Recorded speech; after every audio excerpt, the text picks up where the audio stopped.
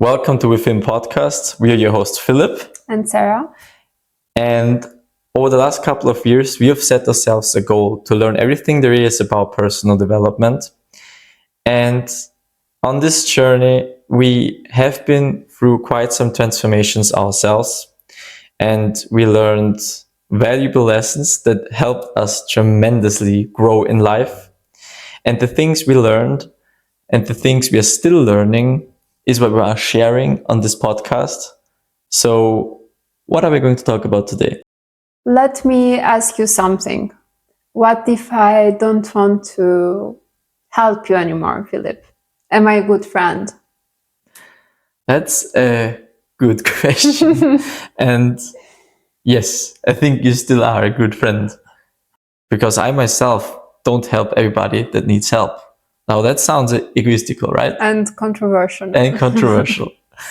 But there are two situations where it's better to not help. Where for me, it's better to not help. And that's either when a person just does not want your help. And I do not help another person before I help myself at first. Now that's egoistical, right? Not really. Let's talk about it. Yeah, and I think it's not egoistical. And I think that's the purpose of this episode. When is the perfect situation to not help? Or to help. Or to help. When we're talking about choosing to not help others, when was the last time that you chose to say no to somebody? The last time was, I was quite in a difficult spot because at that time I had a lot of stress. I had a lot of problems myself. It was university, it was some private stuff, some of the family, brothers, and so on. I had really a lot of things on my mind at the time. And a friend came to me and asked for advice. He wanted to share his problems. And I remember being a bit cautious before I say no, especially to a friend, especially to a very good friend of mine. But I had to say no because I had so many problems myself. I knew from my past that especially when good friends are coming to me for some help or if they want to share a problem, I never said no. I just couldn't say no because I don't want to slam the door in front of a good friend. I can relate. It's like pushing a good friend away, and that's something I don't want. Of course not.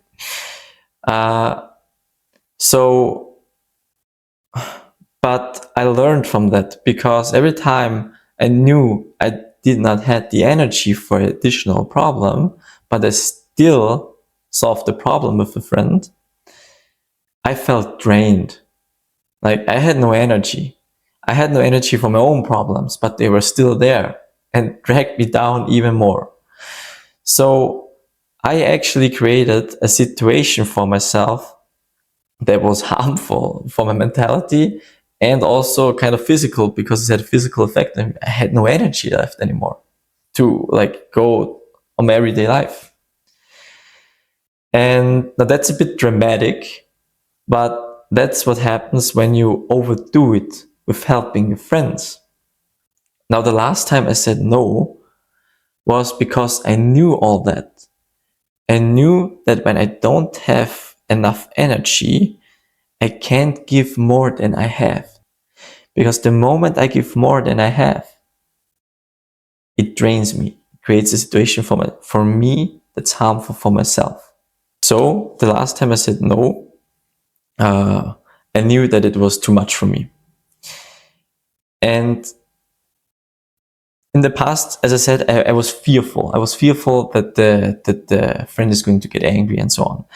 But actually, I experienced the complete different thing. It was completely different, the reaction of my friends, because I think a good friend will understand you. But I'm not just saying no like, go away. I will not help you. I don't want to talk to you. Yeah, I don't want to talk to you. Like I said Of course at the not. beginning. Yeah, like you said at the beginning, exactly. I will not do that. That was a joke. I know, but it's important the way you tell him. Yeah. And I experienced it for myself. When I'm going to explain to him in an honest conversation, honest way, the way I feel, The reason behind it. actually the reason why I just don't have the energy right now. Something in this case, something amazing happened. It was actually then the other way around. My friend who has a problem offered to help me. And that was kind of amazing because the situation just switched to a positive side for both of us, actually, because after we finished my problems, I could start treating his problems. So we kind of helped us both by just being honest with each other. Now, this sounds so plain and simple, but so often, at least I can tell from my experience, I was too scared to be honest with my friends. And in these occasions, yes. In these occasions, to just tell them how I feel. To just tell them I don't have the energy right now. And the reason why I was so scared of the times was because I thought to myself, I'm egoistical. I'm being egoistical by pushing my friends away, by helping myself before I help others.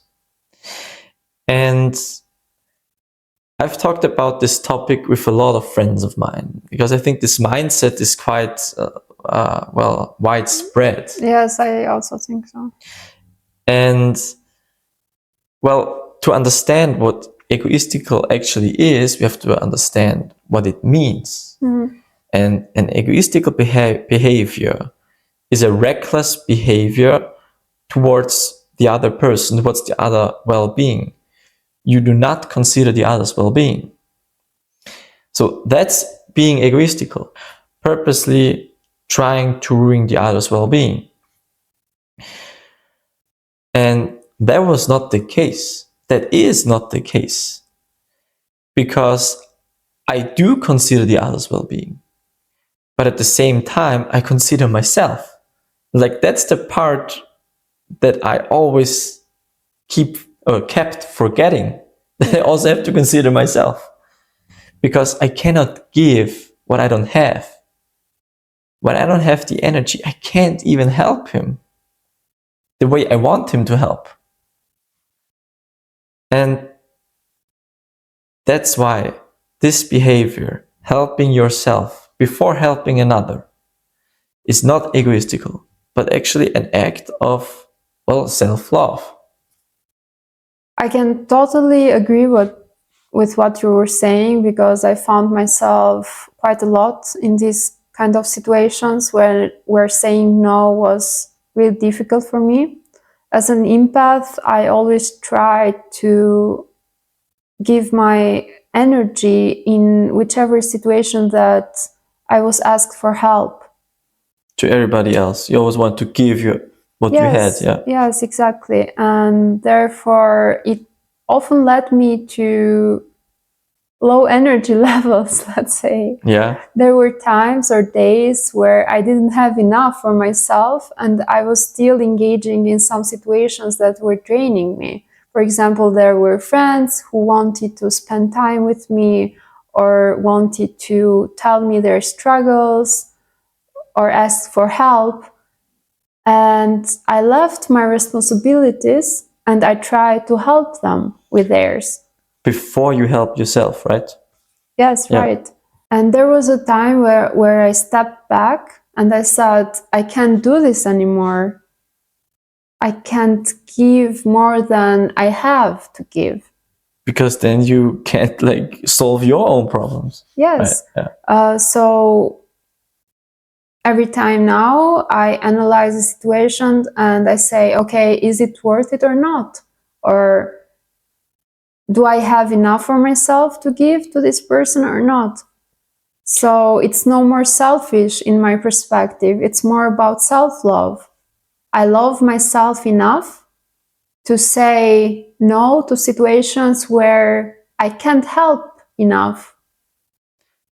Perfectly, because I think in its core, it's actually quite simple. Just help when you have enough like time and energy, and don't fear that you are perceived as being egoistic. Yes, and I don't even take it personally anymore. If somebody says no to me, I simply think, okay, maybe that person is having his own problems. He doesn't have time. Priorities are different. So taking things personally in these scenarios isn't a good thing, isn't healthy. And doesn't help anybody, because And maybe you're getting angry, then he's probably getting angry because, well, and doesn't he help, doesn't have time. yes, Whatever. and doesn't help any situation or any relationship. Can't have healthy relationships, any kind of relationships, if you take everything personally every time somebody says no to you. And as I said at the beginning, there is a second situation where I have to say no. And that's when the other person actually does not want my help. And to be honest, that sounds like, well, easy enough, right? Because like, if he doesn't want my help, like, forget him, right? Exactly. The problem is when it's about family members or people you really love and cherish. And not gonna lie, but I had to learn this the hard way, and it really took me some time to learn this. I have two younger brothers, and as an older brother, I of course sometimes feel responsible for their well-being. Yeah, and when I see, well, they are not well, there is a problem. They have a problem. They, I don't know, are angry or sad or whatever. Yeah. I always wanted to help. Of course, I always wanted to, like, my goal is that they are fine, like they are well. And the thing what I did is, well, I kind of pushed myself onto them a bit. Yeah. I know that feeling. Even though I'm not the oldest, I'm the youngest, but I know that feeling. Yeah, probably we are in different like situations. You're the one that's been pushed on, and I'm the one that's pushing, maybe. No, I was referring to the scenario that even though I'm the youngest, in relation to my parents, for example, I'm still the one that's pushing them to take care of themselves a bit more, to not neglect their health and everything else. So I'm pushy in that aspect, yes. Yeah. And as I said, I learned it the hard way because, well, my brothers often did not want my help of different reasons, right? But sometimes they just did not want my help. But I still gave them my help because, like, I look at him, I see him suffer, and I realize, well, if you follow your path the way you act, you are getting even sadder. So of course, I wanted to change it, even though he said, no, I don't need help. But that's where the problem started. Because of course, I gave all my energy, I tried to help him, and so on and so on. But, well, he did not want my help. That means he did not take my advice. He was getting angry because, well, he already said, leave me alone, and I didn't.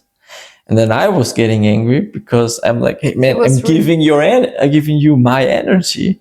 He was rejecting you in that scenario. He was rejecting me, yeah. So in the end, I created a situation for both of us that we were angry at each other, and we fought then, yeah. I mean, that's not the point where I'm doing this. I want to help him. But what I did is I worsened the situation. So what to do then? It has happened to me so many times with my parents, as I was saying before, that they get angry with me and I get angry with them because you know that I'm really informated about healthy lifestyles, nutrition, supplements. So I try to push them a bit in that direction so they don't get sick, so their immunity system increases and they are healthier, happier, and live in a better way. And therefore, sometimes I may come out as too pushy. So, especially with my dad, my mom, for example, is a bit more accepting of it, of all the information and so on. Of your pushes? Yeah, of my pushes. But my dad says, leave me alone. I know what to do. Like, that's BS. Yeah. I don't know. Not every time, but I had some discussions about it and so on. But it's not that I'm gonna not take care of them anymore.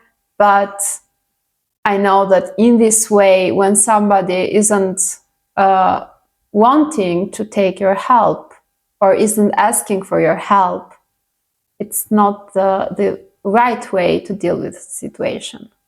Exactly. So what shall we do then? Well, the way I found it to be very practical for both sides, at first, and that sounds so silly, but at first I would just ask them, like I just offer my help, right? Because I still, like, that's my brothers, right? I still love them.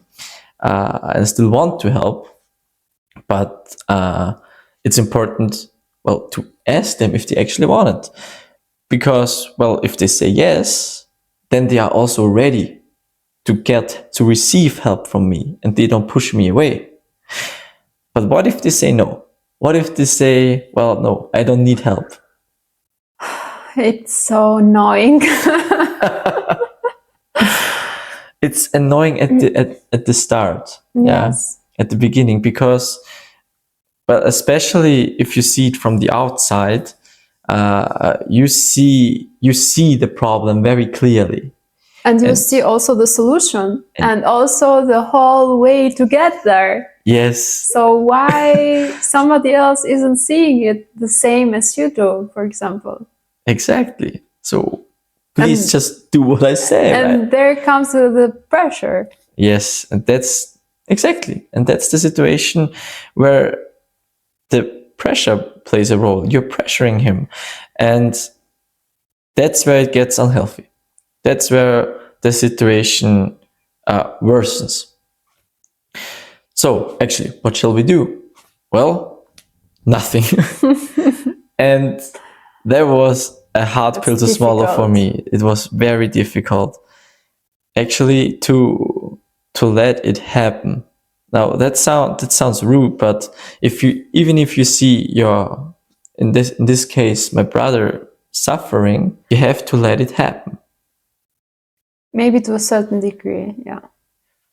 To a certain degree, right? There is a point where, well, you're right. There is actually a point where you have actually to help him because he has not the strength to help him anymore. But this point is, well, most of the time this point is quite far away. Yeah. So most of the time it's better to let him, do the thing, experience his path. And the way I learned it is by, this sounds a bit silly, but with a farmer. With a farmer. I don't know this story. When you are a farmer, you, of course, the goal is to grow big plants, right?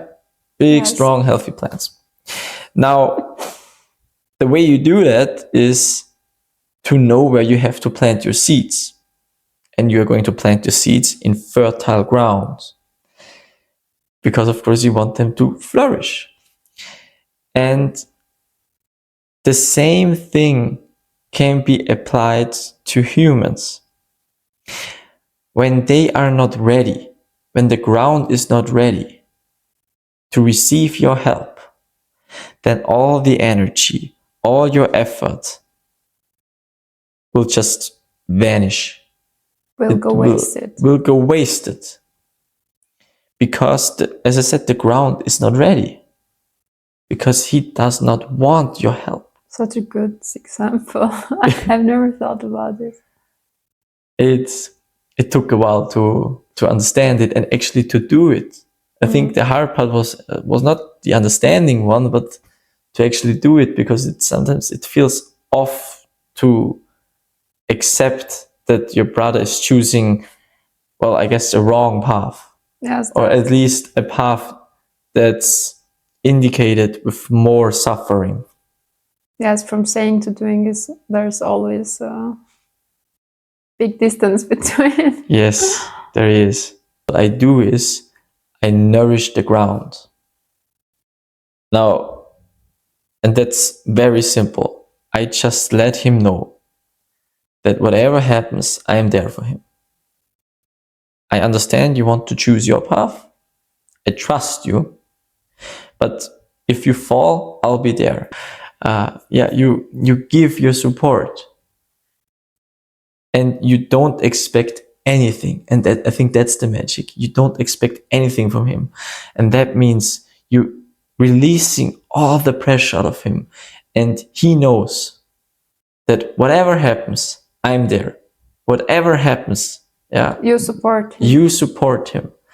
And I think that creates strength in him and trust in his abilities, because even if he does go a wrong path, he knows there is always a person there that will help me.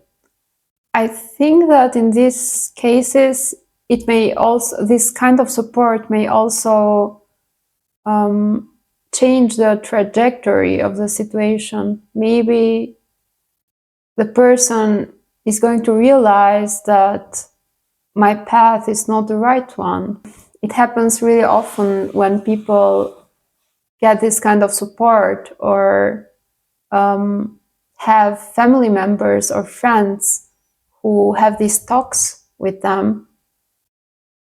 They analyze the situations more thoroughly and they tend to choose the right path. Yeah, I think you're absolutely right, because when you release this pressure, when you release the stress,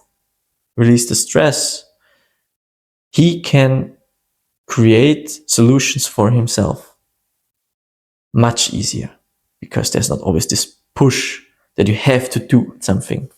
Otherwise, I'm not going to be supported. Exactly. So what I do is I give him my hand and expect nothing from it. I just always give him my hand, and he can decide whether or not to take it. Because if he does not take it, that's fine. That's absolutely fine, because maybe he will find a solution for himself. But if he doesn't and he needs my help, well, my hand is there.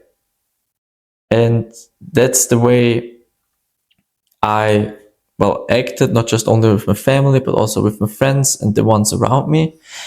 And I think I can say I was quite successful with this, let's say, method.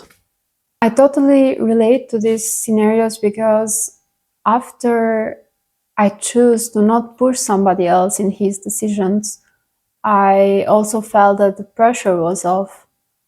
And I didn't feel like I was letting somebody down anymore. Because before, I felt like responsible. If I didn't help my friends enough, if I didn't push my parents enough to live a healthier lifestyle, then I wasn't being a good daughter. I wasn't taking care of my family. I wasn't being responsible. And therefore, it has changed a lot in me since I let the other person make his decision.